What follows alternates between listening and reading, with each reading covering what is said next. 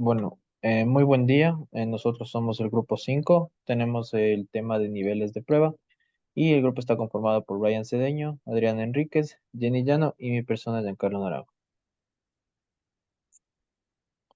Listo, la agenda que vamos a abordar el día de hoy. Tenemos la introducción, la relación de pruebas unitarias de integración, de sistema y de aceptación, pruebas de integración, pruebas de sistema, técnicas de pruebas de sistema funcionales y no funcionales, pruebas de aceptación y pruebas de rendimiento.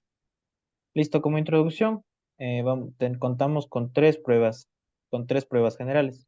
Es decir, tenemos pruebas unitarias, la cual podemos ver en la primera imagen, pruebas de integración, la cual vemos en la segunda imagen, y pruebas del sistema, que es la de la tercera imagen.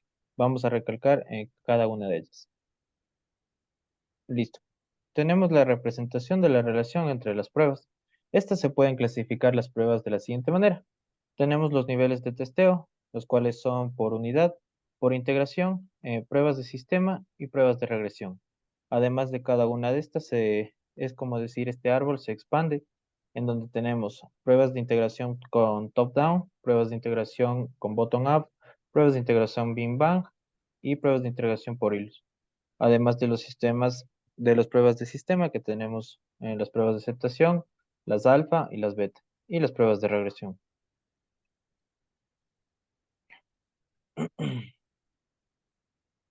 Listo. Aquí tenemos las pruebas unitarias o de módulo, el cual consiste en tomar un módulo o unidad atómica y ejecutarlo aislado del resto del producto. Como podemos ver en la representación de la parte izquierda, tenemos cada uno de estos módulos separados.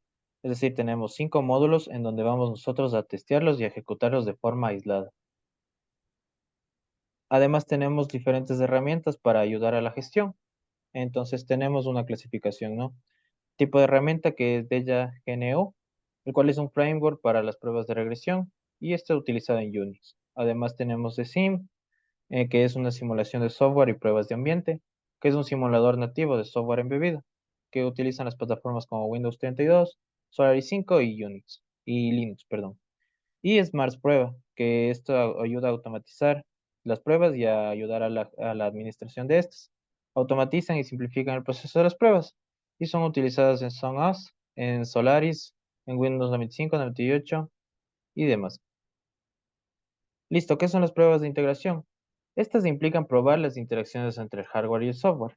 Además, toman en cuenta la arquitectura y el diseño que pueden proporcionar detalles sobre estas interacciones. Pero, En esta fase de pruebas específicas se dedica a probar las interacciones entre módulos y sistemas, lo que resulta en la evolución del proceso. Listo, aquí también tenemos la clasificación de las pruebas de integración, la cual es basada en descomposición, basada en gráficos y basada en rutas, de las cuales estas también se extienden top-down, bottom-up, sandwich y Big Bang. Listo, la descomposición basada en integración trata en la descomposición funcional del sistema. Aprobar, el cual es representado como un árbol en forma de texto. Estos se clasifican como estrategias de integración, los cuales son top-down, bottom-up, sandwich y Big Bang. Como vemos aquí en el árbol, tenemos la descomposición basada en integración, que ya había mencionado anteriormente.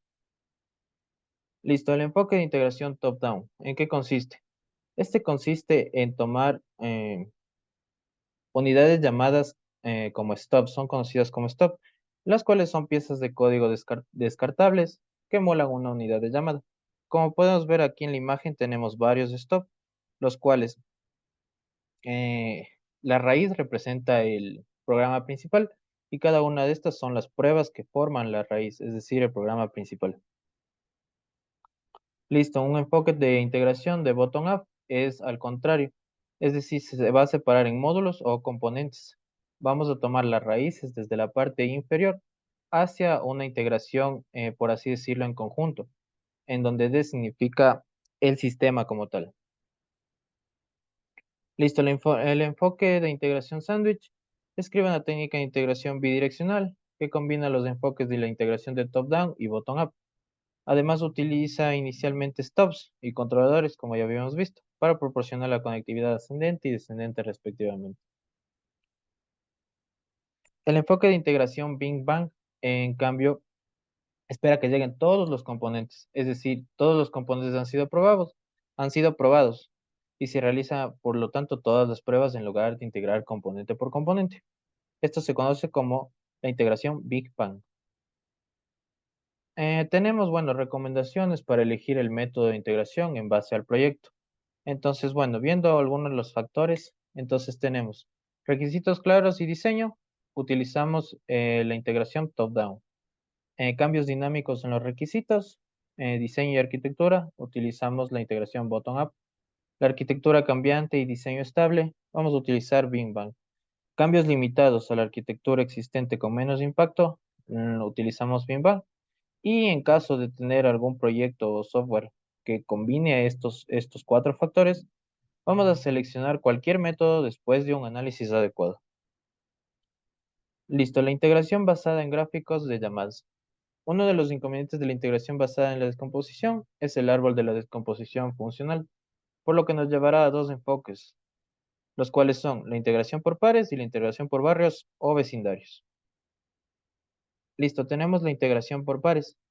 Esto ayuda a eliminar el esfuerzo en el desarrollo de los staff o drivers y en su lugar utiliza código real. Como podemos ver en la imagen, tenemos que se van integrando por pares, es decir, la representación aquí en el cuadradito está integrada en pruebas.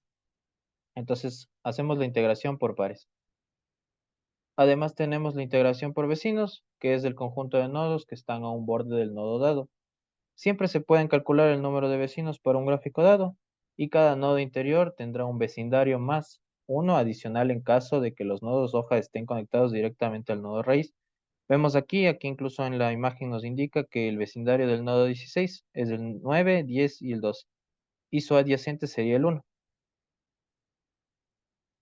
Listo, y tenemos la integración basada en rutas. Una ruta es una secuencia intercalada de rutas de ejecución de módulos y mensajes. Como podemos ver aquí, y hay que recalcar una cosa, que la ruta debe terminar en donde empieza. Es decir, aquí tenemos A, B y C, y la ruta empieza en 1. Vamos escalando por rutas las integraciones, las pruebas de integración, y termina en 6. Es decir, donde inicia es donde termina. A continuación, mi compañero.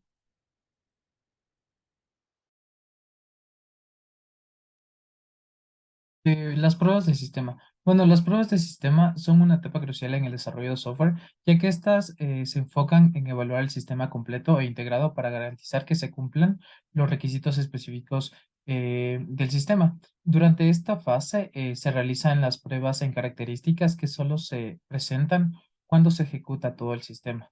Es decir, cuando se ha pasado por todas las fases anteriores en la que se evaluaban las pruebas unitarias de componente y de integración.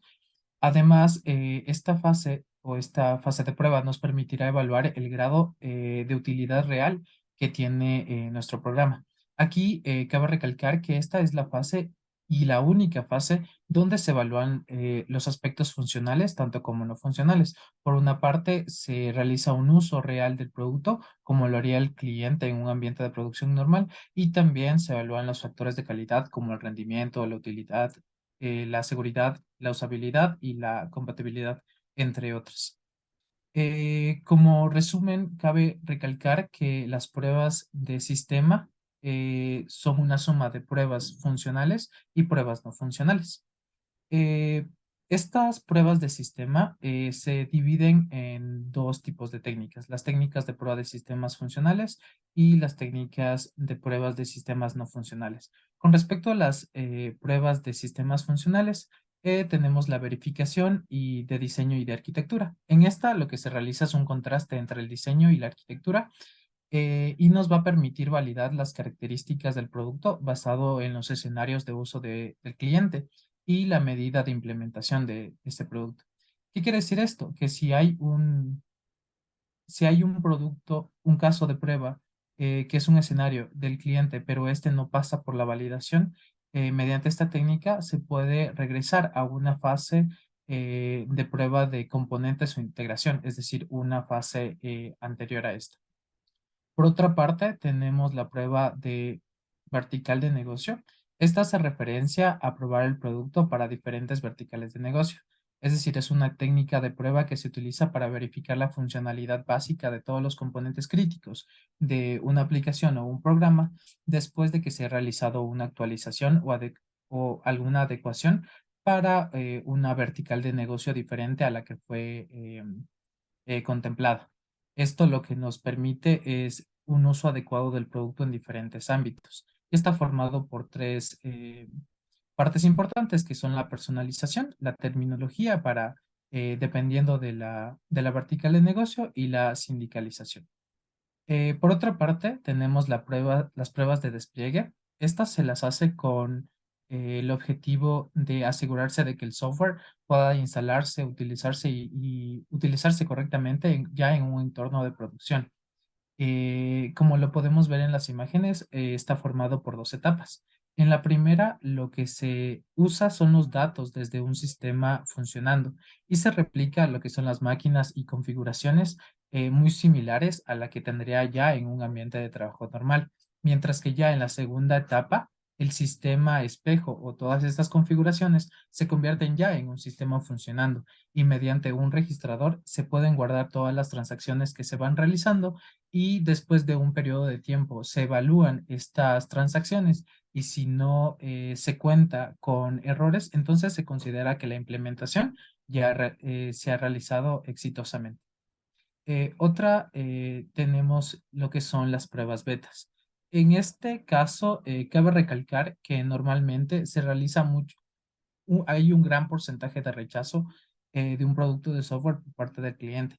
Y esto normalmente se da porque los requisitos son cambiantes o hay veces que hay requisitos ambiguos y no se resuelven con el cliente o hay poca documentación o inclusive la dificultad de uso de un producto. Entonces, las pruebas beta lo que nos permiten es evitar ese riesgo de rechazo del producto. Eh, Esto mediante enviando productos al cliente y obteniendo un feedback eh, como parte de obtener los defectos y priorizar a su vez las soluciones que se le pueden dar a estos defectos. También se verifican si el programa beta cumple con los criterios de salida y, le da utilidad al cliente. Por otra parte, tenemos lo que son las certificaciones, estándares y pruebas para componentes. Esto hace referencia sobre todo a la certificación de un producto respecto a una pieza de infraestructura. ¿Qué quiere decir esto? Que un producto debe no solo correr o coexistir en una versión del sistema, sino además el desarrollador de software o la empresa que está encargada de esto debe asegurarse que esta solución pueda correr en futuras versiones del software que, que ha utilizado durante la implementación. Además, dado que existen varios estándares de tecnología, los productos necesarios necesitan adaptarse a estos estándares. Y una vez evaluados en tales estándares y ya se los da a desplegarse, se debe informar al cliente qué estándares se están implementando en el producto.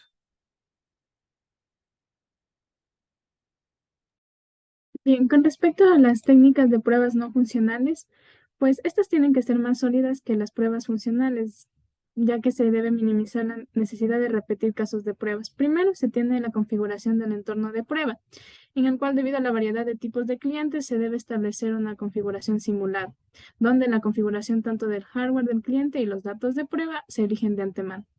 Posterior, tenemos los criterios de entrada y salida.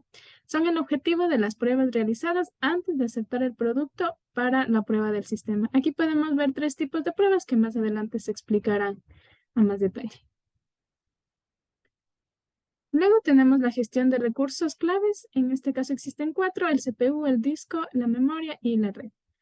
Estos deben equilibrarse para mejorar los factores de calidad del producto. Los recursos son interdependientes y la demanda de los recursos tiende a crecer a medida que el software se vuelve más complejo. También se validan suposiciones entre el equipo de desarrollo y los clientes, donde cuando entra un trabajo de mayor prioridad, la CPU debe liberarse. Ahora, las pruebas de escalabilidad. Estas se realizan cuando las partes interesadas desean saber si es que el sistema va a continuar cumpliendo con los requisitos de eficiencia en un futuro. Los requisitos surgen cuando el sistema ya se ha vuelto operativo y se hacen en sistemas que están en producción. Que recoge y captura los requisitos de escalabilidad es el analista de pruebas. Posterior tenemos las pruebas de confiabilidad que se realizan para averiguar si es que el software va a funcionar en el entorno esperado durante un periodo de tiempo. Las pruebas se ejecutan cuando, por ejemplo, existen ya principales versiones de software y los niveles de confiabilidad alcanzados se informan después de cada ciclo de prueba. Luego tenemos las pruebas de estrés que se realizan para evaluar un sistema más allá de los límites de los requisitos o recursos especificados. Esto de tal manera que se garantice que el sistema no se va a romper.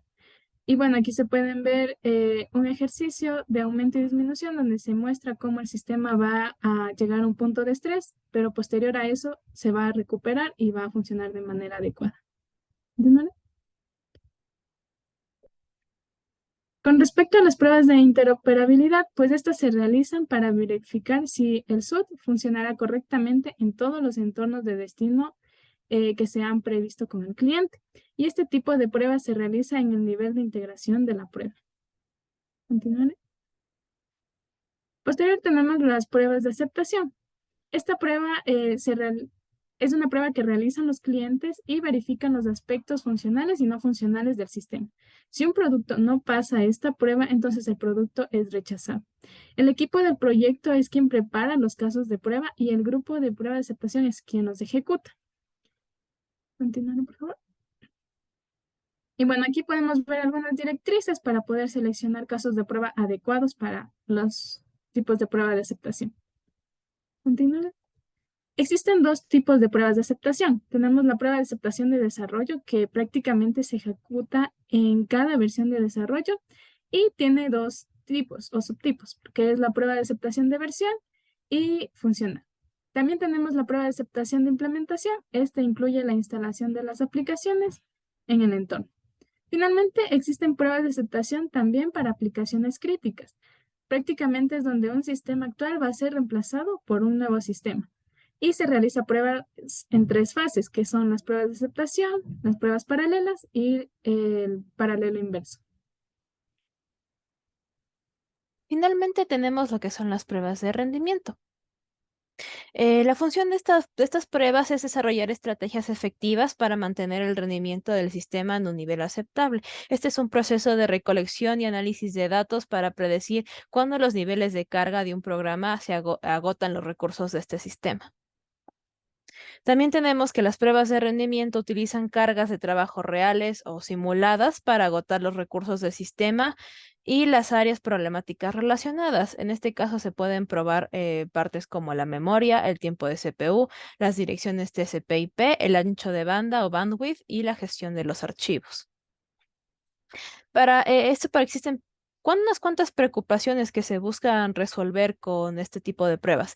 ¿Será capaz el sistema de gestionar el aumento de tráfico web sin comprometer el tiempo de respuesta, la seguridad, la fiabilidad y la precisión? También tenemos en qué momento se degradará el rendimiento y qué componentes serán responsables de la degradación. Y por último, ¿qué impacto tendrá la degradación del rendimiento en las ventas de la empresa y los costes de asistencia técnica? Cada una de estas cuestiones requiere que las mediciones se apliquen a un modelo del sistema sometido a prueba. Diseñar un modelo de carga de trabajo válido que refleje con precisión el uso en el mundo real no es nada sencillo. Y por eso hay distintos factores que se toman en cuenta dentro de estas pruebas.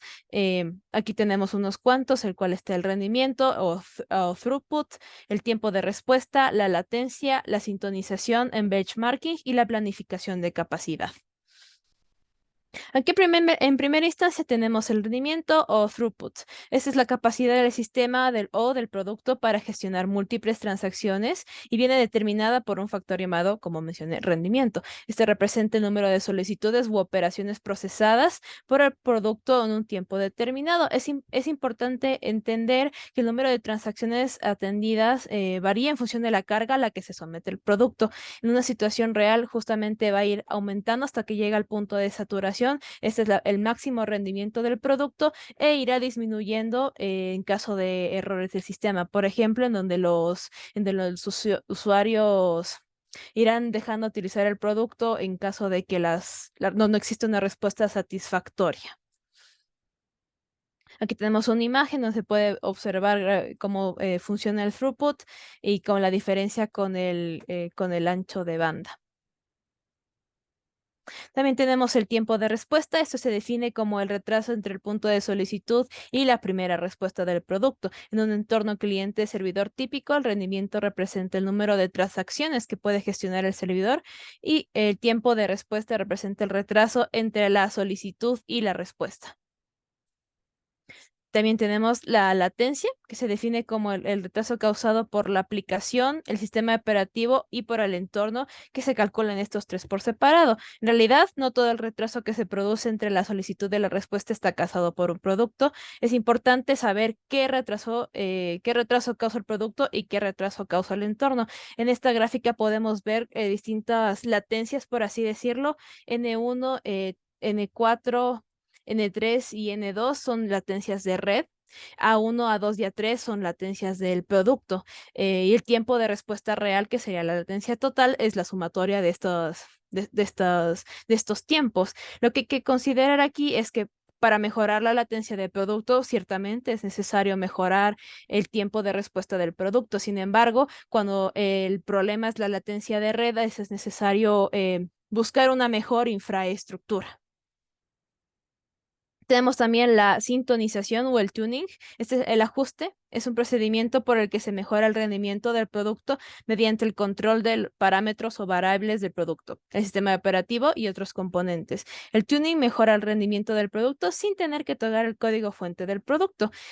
Cada producto puede tener ciertos parámetros o variables que pueden ajustarse en el tiempo de ejecución para obtener un rendimiento óptimo. Los valores predeterminados pueden no siempre ser los que ofrecen el mejor rendimiento, así que es necesario cambiar los valores de los parámetros para ajustarse al despliegue o una configuración en concreto.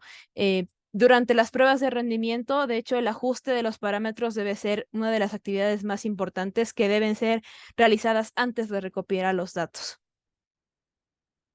Y por último tenemos la planificación de capacidad, que es el factor más importante que afecta a las pruebas en la disponibilidad de recursos. Se necesita una configuración adecuada de hardware y software para obtener los mejores resultados de las pruebas de rendimiento y las implantaciones. El propósito justamente de la planificación de la capacidad es ayudar a los clientes a planificar en conjunto de recursos de hardware y software antes de la instalación del producto para así poder tener el mejor rendimiento posible.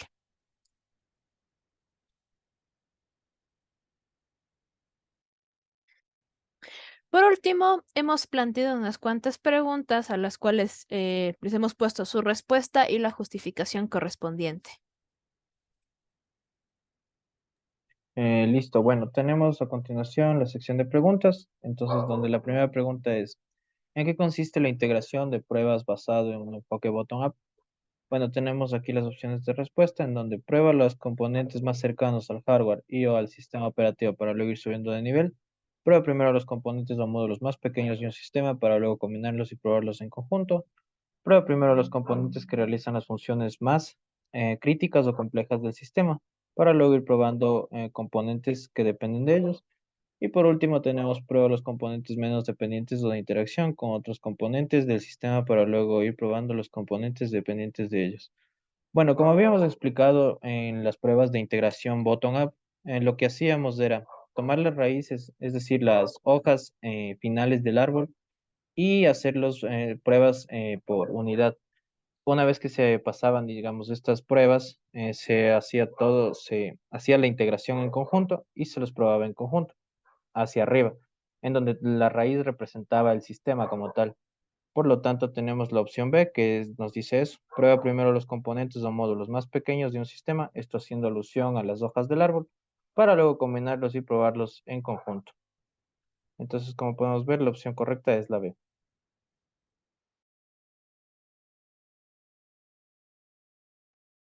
La siguiente pregunta nos dice, ¿cuál de las siguientes pruebas representa una prueba de interoperabilidad? Bueno, recordemos el concepto de pruebas de interoperabilidad que se realizan para verificar si el producto va a funcionar correctamente en todos los entornos de destino previstos. El único que nos habla sobre entornos es la opción B, en donde nos dice que en el frontend se va a utilizar VB 6.0 y en el backend el servidor SQL. Por lo tanto, esa es la respuesta correcta.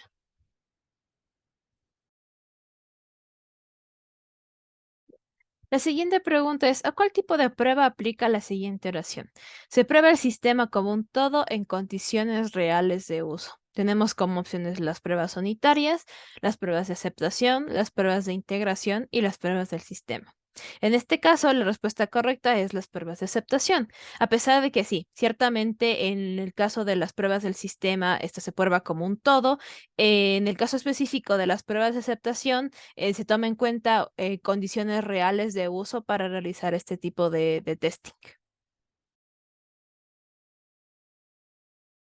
En la siguiente pregunta nos pregunta qué técnica de prueba de sistema funcional recomendaría para el siguiente caso.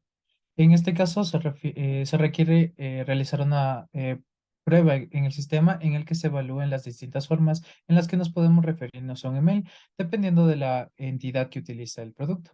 En el primer caso tenemos la entidad A, que es un club deportivo, en la cual me permitirá realizar una solicitud de ingreso haciendo referencia al email, mientras que la entidad B, una agencia de servicios, va a recibir reclamos. Además, tanto la entidad A como la B tiene la jerarquía de las entidades a quien se emite dicho email puede cambiar.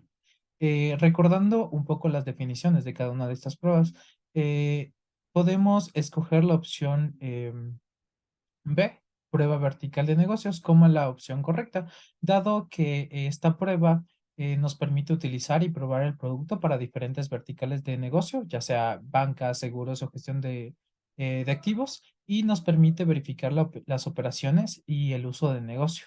Además que en este tipo de pruebas, el procedimiento en el producto se altera para adaptarse al proceso de negocio.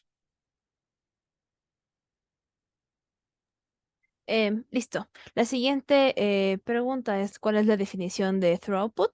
Tenemos como opciones la cantidad de información que se puede transferir en un periodo de tiempo, la capacidad máxima de transferencia de datos que tiene una red y el tiempo que demora transferir una cantidad específica de datos. Como ya se puede observar, la respuesta correcta es la primera. Como mencionamos anteriormente, el throughput o el rendimiento es justamente la cantidad de información que puede transferirse en un periodo exacto de tiempo, mientras que la segunda definición es de el ancho de banda, la capacidad máxima, y la última es la definición de latencia. Finalmente, aquí se puede observar la bibliografía, tanto referencias como también referencias que hemos utilizado, distintas fuentes y bueno, también distintos tipos de media. Y muchas gracias por su atención.